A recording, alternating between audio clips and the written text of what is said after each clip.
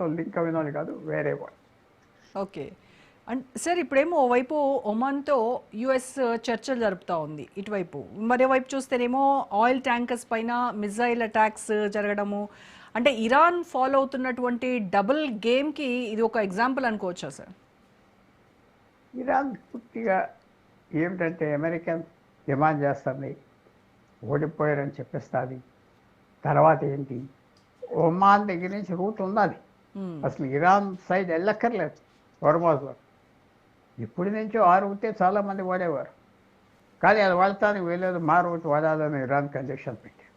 అదేంటంటే లేకపోతే మీ మీద వెళ్ళే షిప్స్ మీద అటాక్ చేస్తాం. అది పనికొచ్చిన ప్రాబ్లం. ఒమాన్ పక్కన నుంచి వెళ్ళిపోతే రూట్ ఉన్నది, ఇరాన్కి సంబంధం లేదు. ఒమాన్ వాటర్స్ 3 మైళ్ళు దూరం వరకు బయట ఒమాన్ వాటర్స్, టెరిటోరియల్ వాటర్స్ అంటారు. వాటర్స్ అక్కడి నుంచి వెళ్ళటానికి దారి ఉన్నది, లోతు ఉన్నది, నీరు ఉన్నది, అన్నీ ఉన్నాయి. ఇరాన్ చెప్పేది ఏంటంటే అక్కడి నుంచి వెళ్ళకూడదు, మేము చెప్పేది మీద రోడ్డు మీద వెళ్ళాలని. అది సో అన్నీ మరి యుద్ధం వచ్చాక పరిణామాలు ఒక్కసారి ఇలా ఉంటాయి, అలా ఉంటాయి. యుద్ధంలో దిగ్గానే ఏ కండిషన్స్ ఒప్పుకుంటాం, ఏ కండిషన్స్ ఒప్పుకోం, అన్నీ చూడాలి.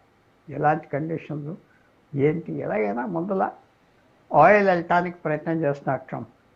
హార్మోజ్ నుంచి ఆయిల్ వెళ్ళిపోతే మిగతా అన్నీ చూసుకోవచ్చు అని ఒక ఆలోచన ముందర బయటికి రావాలి. యుద్ధం ఆగిందని ఇప్పుడు వరకు రాలేకపోయింది.